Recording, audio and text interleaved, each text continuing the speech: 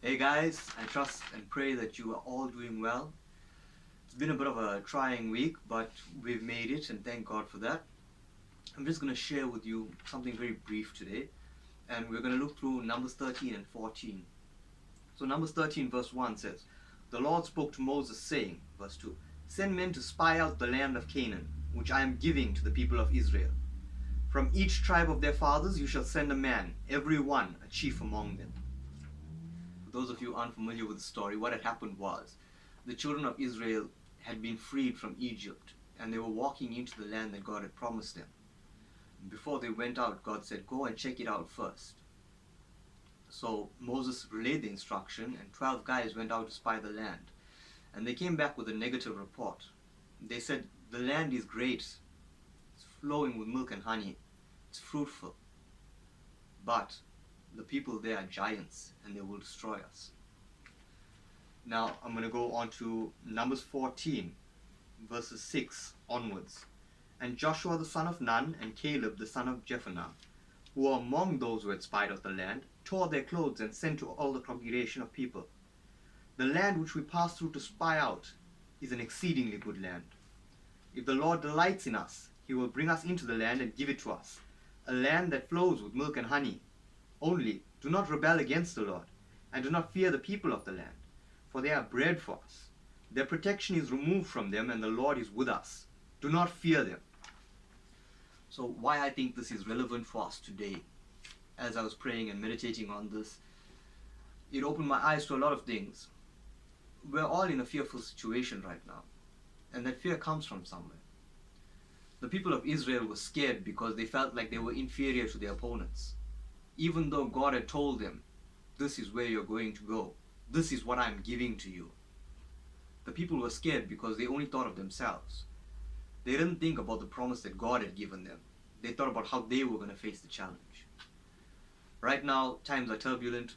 People are dying every day. People are losing their jobs. It's difficult, and I'm not going to lie, it affects all of us. It brings fear into our hearts. But the reason we have that fear is because we lack that belief in God. Our focus is so much on ourselves and what's in front of us that we don't realize that God is with us. From those 12 men who went into that land, who saw the place that God had promised, only 2 of them got to enter, Caleb and Joshua, the same 2 that spoke out. When they did speak out, if you go through Numbers 13 and 14, you'll find the full story. I'm trying to keep this short. When they did speak out, the people of Israel were outraged. They wanted to stone them because they felt this is an unbelievable claim. Lots of time we find, God, you're not delivering on your promise to us. God, you took us out of Egypt just to let us die here in the desert. And that's not true. The reason we think like that is because we think that God is just there for our personal use. We find, God, we want this, we want that. And when we don't get it, when it seems like there's a challenge in front of us, we put the blame on God. But yet if we follow after God, He delivers His promise. He has promised us life. Isn't that enough? I'm just going to read one more verse for you. Numbers 14, verse 24. But my servant Caleb, because he has a different spirit and has followed me fully, I will bring into the land into which he went, and his descendants shall possess it. Now Caleb would have seen the same giants as everyone else, but Caleb knew God was with them. Caleb knew that God had promised them something. And because he knew God was with them, because he believed in God wholeheartedly, the result was he received the promise. Some of us are waiting on the promises of God, and time may be passing. I know even I'm guilty of this. We look inside to ourselves and we think, as much as we want this, we don't want to follow your way. We want to do it our own way. And our way is, we're going to fight these giants and we're going to lose.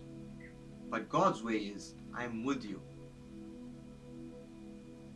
In all of this, in everything that's going around, let's focus on God. Let's follow Him fully. And yes, it may be difficult, but the reward is life. Jesus claimed, I am the way, the truth, and the life.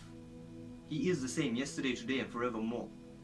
If we follow after Him, what more?